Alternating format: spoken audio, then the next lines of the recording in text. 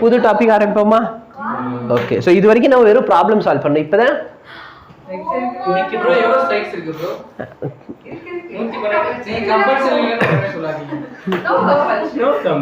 கதை தர போயிட்டு வா. சரி, இப்போ நல்லா பார்த்தனா இஎம்எஃப். இஎம்எஃப்னா என்னன்னா ஓகேவா, எலக்ட்ரோ மோட்டிவ் ஃபோர்ஸ். சரியா?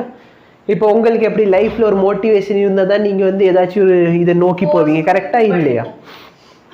அதே மாதிரி பேசிக்லி நான் பேட்ரி வந்து கனெக்ட் பண்ணுறப்போ சரியா, அந்த காலத்தில் என்ன அசியூம் பண்ணிட்டாங்கன்னா எலக்ட்ரானை மோட்டிவேட் பண்ணி ஒரு இடத்துலேருந்து இன்னொரு இடத்துக்கு அனுப்புறதுக்கு ஏதோ ஒரு ஃபோர்ஸ் இருக்குது, உள்ளுக்குள்ளே என்ன இருக்குது, ஒரு ஃபோர்ஸ் இருக்குது. நம்ம பேசிக்லி கரண்ட் வந்து எதனால ஃப்ளோ ஆகுதுன்னு சொல்கிறோம், வோல்டேஜ்னால பொட்டன்ஷியல் டிஃப்ரென்ஸ்னால போகுதுன்னு சொல்லுவோம். அவங்க என்ன அசியூம் பண்ணிட்டாங்க, உள்ளுக்குள்ளே போய் ஏதோ ஒரு ஃபோர்ஸ் இருக்குது, அதை தள்ளிக்கிட்டு இருக்குது, அதனால இதோட பேர் என்னன்னு வச்சிட்டாங்க, எலக்ட்ரோமோட்டிவ் ஃபோர்ஸ். ஆனால் அப்ப என்னன்னா நல்லா ஞாபகம் வச்சுக்கோ, electromotive force is not a force. சரியா? Electromotive force is not a force. It is basically potential. அப்ப தயவு செய்து உன்ட்ட எலக்ட்ரோமோட்டிவ் ஃபோர்ஸோட யூனிட் கேட்டாங்கன்னா நியூட்டன் எழுதிட்டு வந்தேன்னா எங்கேயாச்சும் போய் செத்துரு. சரியா? யூனிட் என்ன அப்ப இதுக்கு, வோல்ட். சரியா? Electromotive force is not a force. அதோட பேர் ஃபோர்ஸ் அசியூம் பண்ணாங்க. ஏன் அசியூம் பண்ணாங்க, ஏன்னா எலக்ட்ரான் சும்மா கிடக்குது, ஏதோ உள்ள போய் யாரோ ஃபோர்ஸ் கொடுத்து தள்ளுறாங்க. சரியா? அந்த எலக்ட்ரான் பிடிச்சி யாரோ தள்ளுறாங்க, அப்ப அங்க ஒரு ஃபோர்ஸ் இருக்கு அப்படின்னு அசியூம் பண்ணிட்டாங்க. அப்ப யூனிட் வந்து நியூட்டன் போட்டு வந்துடாத. சரியா? எலக்ட்ரோமோட்டிவ் ஃபோர்ஸோட யூனிட் என்ன, வோல்ட். ஓகேவா? சரி, அப்போ உனக்கு ஒரு டவுட் இருக்கு. ஓ, தெரிஞ்சு வச்சுக்கிட்டு கேட்குறாரு. சரியா? ஓகே, இப்போ நல்லா பாரு. அப்போ உனக்கு ஒரு டவுட் இருக்கும், வோல்ட் பொட்டன்ஷியல் டிஃபரன்ஸ் இருக்குல்ல, அப்புறம் எதுக்கு இந்த டாபிக் நம்ம படிக்கிறோம்? அப்ப என்னன்னா ஒரு பேட்டரிக்காரங்க உருவாக்குறப்ப ஒரு வோல்டேஜ் வச்சு உருவாக்கி கொடுப்பாங்க. பேட்டரிக்காரங்க உருவாக்குறப்ப அந்த பேட்டரியில ஒரு வோல்டேஜ் வந்து உருவாக்கி கொடுப்பாங்க. அதாவது இந்த பேட்டரி வந்து 9 வோல்ட் பேட்டரி, கேள்விப்பட்டிருக்கியா? பேட்டரி எத்தனை volt battery, 9 volt battery. HW high volt. இது யாரு, முகமது ஷாஹிதா இல்லைன்னா இவனா, மோகன் பாலுவா இருப்பேன்னு நினைக்கிறேன். ஷைக் தானா? ஓகே, சரி. அப்ப நல்லா பார்த்தனா இங்க ஒரு பேட்டரி இருக்கா, இது 9 வோல்ட் பேட்டரி. அப்பா, சரியா? இது பார்த்தனா பேசிக்கலி கம்பெனிக்காரங்க என்ன சொல்லுவாங்க, இது 9 வோல்ட் பேட்டரி. எத்தனை வோல்ட் பேட்டரி, ஆனா பேசிக்கலி இந்த பேட்டரியை உருவாக்குறப்ப அவங்க வந்து என்னென்ன மெட்டீரியல் யூஸ் பண்ணியிருப்பாங்க, சம் எலக்ட்ரோட்ஸ் உள்ளுக்குள்ள. கெமிக்கல் கைனெட்டிக்ஸ் படிச்சீங்களா? லித்தியம் அயன் பேட்டரி படிச்ச, டேனியல் செல்லு.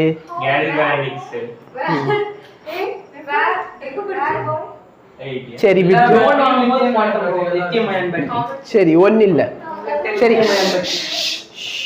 நீங்களே இந்த எக்ஸ்பிரிமெண்ட் பண்ணுவீங்க. அந்த எக்ஸ்பிரிமெண்ட் பேர் என்னதுன்னா கம்பேரிசன் ஆஃப் இஎம்எஃப். சரியா? அந்த எக்ஸ்பிரிமெண்ட் பண்றப்ப சம்பத் சார் வந்து உங்களுக்கு பேட்டரி ரெடி பண்ணி கொடுப்பாரு. அதாவது ஒரு சில பேட்டரி இருக்கும், அந்த பேட்டரி வந்து பிரைமரி பேட்டரி. என்ன பேட்டரி? போதும். இப்ப சம்பத் சார் இல்ல, அவர் பொண்ணுக்கு என்ன ஆச்சு, அப்புறம் அதானே பேசி ரொம்ப அவசியமா. இந்த சம்பத்னு கூப்பிடுறதே அதிசயத்துல சார் வேற. அப்ப நல்லா பார்த்தனா ஒரு சில பேட்டரி வந்து பிரைமரி பேட்டரியா இருக்கும், ஒரு சில பேட்டரி எல்லாம் செகண்டரி பேட்டரி. பிரைமரி பேட்டரினா ஒரு தடவை யூஸ் பண்ணிட்டு நம்ம தூக்கி போட்டுருவோம். சரியா? செகண்டரி பேட்டரி பார்த்தோன்னா நம்ம சார்ஜ் பண்ணிக்கலாம். இது வந்து பிரைமரி பேட்டரி தான், சார்ஜ்லாம் பண்ண முடியாது. ரீசார்ஜபிள் பேட்டரி கேள்விப்பட்டிருக்கியா? சார்ஜர், அதான் பேட்டரி பத்தி பேசப்ப நம்ம சார்ஜர் என்னது, நான் வந்து சொல்றேன் எனக்கு ஜியோ டவர் இங்க நல்லா கிடைக்குது, நீங்க என்ன போன்னே வச்சிருக்கீங்க, என்ன சிம் சார்ஜர் வந்து என்ன ப்ரோ, ஏசி டிசி கன்வர்ட் பண்ணுமா இல்ல டிசி ஏசி கன்வர்ட்? அது வந்து நான் செமி கண்டக்டர் நடத்துறப்ப இப்ப பேட்டரி பத்தி பேசப்ப நீ போன் பேட்டரி கேட்டறத நான் ஒரு நியாயமா ஆன்சர் பண்ணுவேன். போன் பேட்டரியா? ஓகே, நான் தப்பு. நீதான் தப்பு. இப்ப யார் கரெக்ட்னு சொன்னானே? அது வந்து செகண்டரி. அது செகண்டரி. திரும்பி சார்ஜ் போடுவியா இல்லையா? ஓகே. இல்லை நீ பணக்காரி, ஒரு தடவை ஃபோன் பேட்டரி முடிஞ்சுன்னா புது ஃபோன் வாங்கிட்டு வாங்க. அப்போ அதெல்லாம் செகண்டரி. அப்போ பேசிக்லி என்னன்னா இந்த பேட்டரியை உருவாக்குறப்ப சரியா, டேய் போதும், டேய் போதும்டா போதும்ட்டேன். நல்லா பார்த்தனா இந்த இடத்துல higher potential and lower potential இருக்கும். பேசிக்லி ஹையர் பொட்டன்ஷியல் நம்ம என்னன்னா பாசிட்டிவ்னு சொல்லுவோம், லோயர் பொட்டன்ஷியல்ல நெகட்டிவ்னு சொல்லுவோம். அப்போ அந்த இடத்துல கனெக்ஷன் கொடுக்கறதுக்காக சரியா, நீ எலக்ட்ராலிசிஸ் படிச்சேன்னு சொன்னா சரியா, அதெல்லாம் இருக்கு, ஒரு லெசனே இருக்குது உனக்கு கெமிஸ்ட்ரியில. அதில் பார்த்தனா உனக்கு இங்க பாரு சரியா, இதை 2 பீக்கர் இருக்கும். 2 பீக்கர்ல என்ன பண்ணுவாங்கன்னா கெமிக்கல்ஸை ஊத்திடுவாங்க சரியா. நீ 10th படிச்சிருப்பேம்மா, இங்க 11th நடத்துறது நீ அவ்வளவு 10th படிச்சிட்டு. அப்ப நல்லா பார்த்தனா இந்த இடத்துல நான் ஒரு எலக்ட்ரோட்ஸ், இந்த இடத்துல எலக்ட்ரோட்ஸ் சரியா. அதுக்கப்புறம் என்ன பண்ணுவேன்னா இந்த 2 பிரிட்ஜுக்குமே கனெக்ஷன் கொடுக்குற மதுமா இந்த இடத்துல ஒரு, இதோட பேர் சால்ட் பிரிட்ஜ். இதோட பேர் என்னது? இந்த salt bridge Mukesh, it is made up of agar சரியா. இந்த salt bridge is made up of what? Agar. அப்ப நல்லா பார்த்தனா இது ஒரு டைப் ஆஃப் கெமிக்கல், இது ஒரு டைப் ஆஃப் கெமிக்கல். இந்த கெமிக்கல் இந்த எலக்ட்ரோலைட்ஸோட ரியாக்ட் பண்ணும், இந்த கெமிக்கல் இந்த எலக்ட்ரோலைட்ஸோட. அப்போ 2த்துக்கு பார்த்தோன்னா ஒரு பொட்டன்ஷியல் டிஃபரன்ஸ் கிரியேட் ஆயிரும். இப்போ சார்ஜ் வந்து ஒரு சைட்லேருந்து இன்னொரு சைடு போக ட்ரை பண்ணுவாங்க. அப்போ இவங்க என்ன பண்ணுவாங்கன்னா வெளியில இந்த இடத்துல சின்ன ரெசிஸ்டன்ஸ் யூஸ் பண்ணிட்டு இந்த இடத்துல சர்க்யூட் மாதிரி கம்ப்ளீட் பண்ணிடுவாங்க சரியா.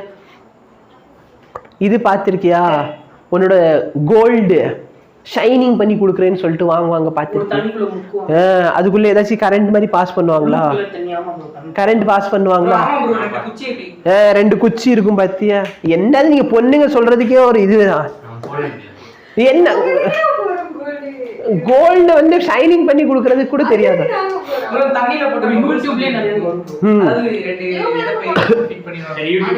அவங்க அடுத்தவங்களுக்கு வாங்க போறாங்க, உங்க அம்மாக்காக தங்கச்சிக்காக. நீயே தப்பு தப்பா நினைக்கிற?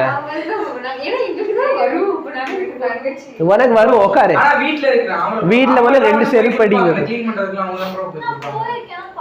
சரி. இனிமேல் வந்து சான்ஸ் இருந்துச்சுன்னா போய் பாருங்க சரியா. சரி வாங்க திண்டி, இங்க சின்னப்பட்டி ஜுவல்லரி ஷாப். நான் யூடியூப் போக முடியாது, உனக்கு வேணா நீ யூடியூப்ல பார்த்துக்கோ சரியா. அப்ப பேசிக்லி என்ன நடக்கும் அப்படின்னு பார்த்தனா ஒரு சொல்யூஷன் வச்சிருப்பாங்க சரியா. ஒரு சொல்யூஷன் இருக்கும் basically copper sulphate. I don't know சரியா, ஏன்னா நீங்க எங்க வீட்டுல கோல்டு எல்லாம் யூஸ் பண்ணது இல்லை, அதனால எனக்கு ஒண்ணு. அதுல என்ன பண்ண போறாங்க அப்படின்னு பார்த்தனா சைட்ல இருந்து எலக்ட்ரோலைட்ஸ் கொடுத்துருவாங்க சரியா. அப்ப கரண்ட் பாஸ் ஆகுமா? அப்ப கரண்ட் வந்து உன்னோட கோல்டு வழியா பாஸ் ஆகும். பேசிக்லி பார்த்தனா ஆக்சுவலி அது பாலிஷ் ஆகுறதுன்னு எனக்கு தெரியல, என்ன சொல்யூஷன் எனக்கு தெரியல. பட் நல்லா பார்த்தனா சரியா, அந்த கோல்டு கிளீன் ஆகுறேங்கிற பேர்ல பார்த்தனா அந்த மேல இருக்க ஒரு லேயர் இருக்கு பாத்தியா, மொத்தம் அந்த லேயரே வந்து எடுத்து விட்டுரும் சரியா. நம்ம என்ன நினைக்கிறோம், நம்ம கோல்டு வந்து பல ஆயிடுச்சு. பட் ஆக்சுவலா அது என்ன ஆகும்னா மேல இருக்க லேயரே போயிடும். அது வந்து இப்போ யோசிச்சுப்பாரு, அதுல ஒரு மில்லிகிராம் ஆஃப் கோல்டு இருக்கும். அந்த மேல இருக்க மொத்த லேயர் எடுத்தா மில்லிகிராம் ஆஃப் கோல்டு. ஒரு நாளைக்கு ஒரு 10 பேர் கிளீன் பண்ண சொல்லி கொடுக்குறாங்கன்னு வச்சுக்கோ. ஆல்ரெடி கிளீன் பண்றதுக்கு தனி காசு, ஒருத்தவன்ட்டு ஒரு மில்லிகிராம்ல அடிச்சோன்னா ஒரு கிராம் கணக்குல வந்துருச்சுன்னு வச்சுக்கோ, அந்த கோல்டே சேர்த்து வித்துடலாம். ஏன்னா அது லிக்விடுக்குள்ள தானே அந்த கோல்டு இருக்க போகும். பிரிசிபிடேட் உள்ள இன்னும் காணாம போயிருமா? பிரிசிபிடேட்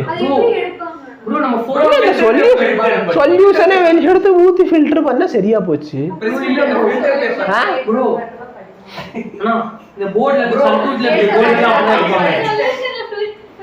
ஆக்சுவலா இந்த சில்வரிங் எப்படி பண்ணுவாங்க பார்த்திருக்கியா? எந்த மெட்டீரியல் சில்வர் பண்ண போறோமோ அந்த சைடு ஒரு வயர்ல மிக்ஸ் பண்ணிட்டு இது வந்து அப்படியே சில்வர் சொல்யூஷன்ல விடுவாங்க. இது அப்படியே ஒரு கோட்டிங் மாதிரி சில்வர் கோட்டிங். தயவுசெய்து யூடியூப்ல கண்டதுக்கு பார்க்காம இதெல்லாம் பாருங்க சரியா. அந்த பிடிஎஸ் ஆர்மி கண்டுபிடிக்கிறோம், சூர்யாவுக்கு சங்கம் வைக்கிறோம்.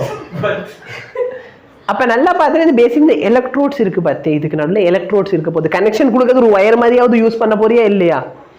அந்த மெட்டீரியலுக்கு ஒரு சின்ன ரெசிஸ்டன்ஸ் ஆகுது இருக்குமா இருக்காதா? அப்ப சின்ன ரெசிஸ்டன்ஸ் இருக்குன்னா வோல்டேஜ் ட்ராப் அந்த இடத்துல நடக்குமா நடக்காதா? புரியறதுக்காக இந்த இடத்துல சின்ன சர்க்கியூட் இருக்குன்னு அசியூம் பண்ணிக்கோ, ஓகேவா? அப்ப நல்லா பாருங்க, டோட்டலா எப்சிலான்னு ஒரு வோல்டேஜை கொடுக்குறேன்.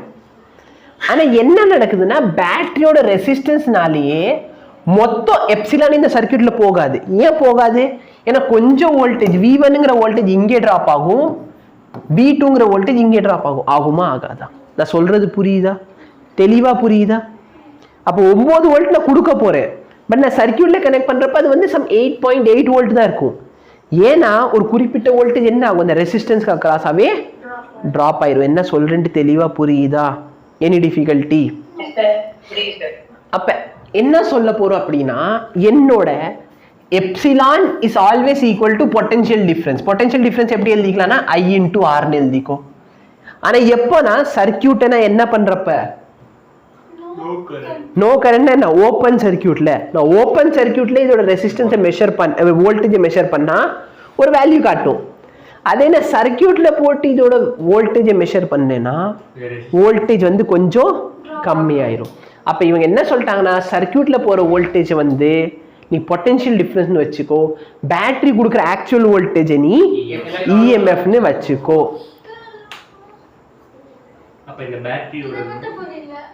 நல்லா பாரு, சர்க்யூட்ல போற வோல்டேஜை நீ பொட்டன்ஷியல் டிஃபரன்ஸ் வச்சுக்கோ, இந்த பேட்டரி கொடுக்குற வோல்டேஜை பார்த்தா நீ இஎம்எஃப்னு வச்சுக்கோ. பட் ப்ரொவைடட் நான் இந்த இன்னைக்கு லெக்சர் அப்புறம் நாளைக்கு மேக்ஸிமம் நாளான்னைக்கு எடுக்க போகிற லெக்சர், அதாவது அடுத்த 2 லெக்சர் வரைக்கும் தான் இந்த எப்சிலானையும் வோல்டேஜை போட்டு நீ கன்ஃபியூஸ் பண்ணுற மாதிரி இருக்கும். அதுக்கப்புறமே இந்த எப்சிலான் வரவே வராது நீ 12th முடிக்கிற வரைக்கும். ஓகேவா? அப்போ இந்த 2 லெக்சருக்கு மட்டும் கொஞ்சம் அட்ஜஸ்ட் பண்ணிக்கோ, எப்சிலான் வேற வோல்டேஜ் வேற அப்படின்ட்டு. சரியா? எப்சிலான் பார்த்தீங்கன்னா இஎம்எஃப், அதாவது இஎம்எஃப் பொட்டன்ஷியல் டிஃபரன்ஸ் எப்போ ஈக்குவலாக இருக்கும், கரண்ட்டே போகாது. அப்போ கரண்ட் போக ஆரம்பிச்சிருச்சுன்னா வோல்டேஜ் வந்து கம்மியாக தான் சர்க்யூட்ல போகும். எஸ், ஓப்பன் சர்க்யூட்ல இருக்கு. Very good refer. ஓகேவா?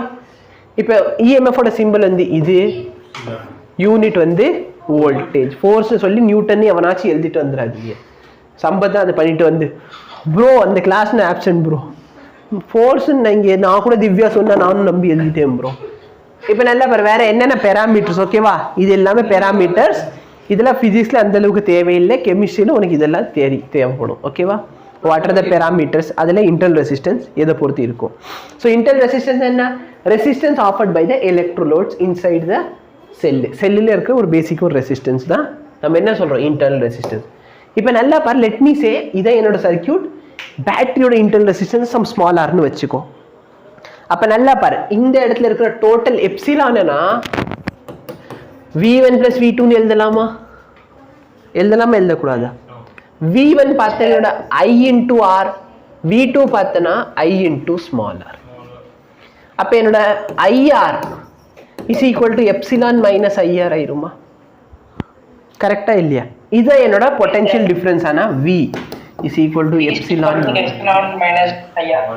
அப்போ நல்லா பாரு, suppose I is equal to 0, suppose சர்க்யூட்ல என்ன போகல, கரண்டே போகல, அப்ப என்ன ஆயிரும், புரியுதா? அதே வந்து சர்க்யூட்ல கரண்ட் போச்சுன்னா ஆட்டோமேட்டிக்கலி பொட்டன்ஷியல் என்ன ஆயிரும், கம்மி ஆயிரும். ஏன்னா கொஞ்சம் பொட்டன்ஷியல் அதுக்கு அக்ராஸும் இருக்கும். இந்த ஈக்குவேஷன் பார்த்தா 95% கரெக்ட். எப்போ வரைக்கும் இது கரெக்ட்னா, நான் வந்து பேட்டரியில இருந்து வோல்டேஜை வெளியே கொடுக்குற வரைக்கும், அதாவது பேசிக்கலி டிஸ்சார்ஜ் பண்ற வரைக்கும் இந்த ஈக்குவேஷன் கரெக்ட். டிஸ்சார்ஜ் பண்றப்போ சரியா, நான் வந்து பேட்டரி வந்து வேற எங்கேயோ கரண்ட் அனுப்புறேன். ஒரு சில டைம் நம்ம என்ன பண்ணுவோம், பேட்டரி சார்ஜ் பண்ணுவோம்ல, அப்ப சார்ஜ் பண்றப்ப என்னன்னா இந்த இடத்துல வோல்டேஜ் வந்து பிளஸ் ஆயிரும். ஓகேவா? நெக்ஸ்ட் நான் சொல்லுவேன் சரியா, லேட்டரா திரும்பி சொல்லுவேன். டிஸ்சார்ஜ் பண்றப்ப இது கரெக்ட், அது புரிஞ்சா? இந்த ஃபார்முலா தெரிஞ்சா? டிஸ்சார்ஜ் பண்றப்ப இது வேலிட். ஓகே, இப்போ இதான் கொஸ்டின். இன்டர்னல் ரெசிஸ்டன்ஸ் ஆஃப், அதே மாதிரி பாரு, இதே ஃபார்முலாவை நம்ம வித்தியாசமா எழுதிக்கலாம். எப்படின்னா, இந்த இடத்துல ஐஎன் காமன் எடுத்தனா உனக்கு epsilon is equal to I into R plus R, இப்படி எழுதிக்கோ. சரியா? எனக்கு ஒரு ஸ்லைடு கொடுத்தா இந்த இடத்துல நல்லா இருக்கும்.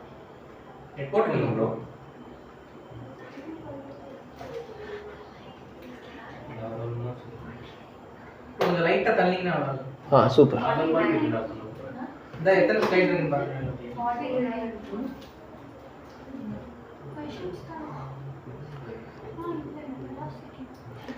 சரியா? ஸோ பேசிக்லி இதான் என்னோட formula, V is equal to epsilon minus IR. ஓகேவா? ஐயோட ஃபார்முலா நான் எப்படி எழுதிக்கலாம், நல்லா பாரு, இப்பதான் பார்த்தோம். IR equal to epsilon minus IR. அப்ப I into R plus R equal to அப்ப I வேணும்னு சொன்னாங்கன்னா இந்த ஃபார்முலா யூஸ் பண்ணிக்கோ. அப்ப இந்த ஃபார்முலா வேணும்னா நீ இப்படி இந்த சப்ஸ்டிட்யூட் பண்ணா I க்கு பதிலா epsilon divided by capital R by small r into small r. புரியுதா? இப்போ நீ LCM வந்து common எடுத்துக்கிட்டனா epsilon into R by R plus R. LCM எடுத்தா நீங்க ஸ்மால் r வரும், இந்த கேபிட்டல் இந்த ஸ்மால் r கேன்சல் ஆயிரும். கரெக்ட்டா? புரியுதா? அப்ப பேசிக்கலி நல்லா பார்த்தனா இந்த இடத்துலயும் epsilon by R plus R into capital. இது வந்து கொஞ்ச நேரத்துக்கு முன்னாடி நான் இப்போ உனக்கு நடத்தின ஃபார்முலா. இது உன்னோட டோட்டல் கரண்ட் ஆயிருமா? உனக்கு எதுக்கு அக்ராஸா வேணுமோ அந்த ரெசிஸ்டன்ஸை போட்டுக்கோ. அதுக்கு அக்ராஸா இருக்கிற வோல்டேஜ் உனக்கு தெரிஞ்சு போயிடும். புரியுதா? Any difficulty? அப்போ கொஸ்டின்ல என்ன கேட்குறாங்க அதை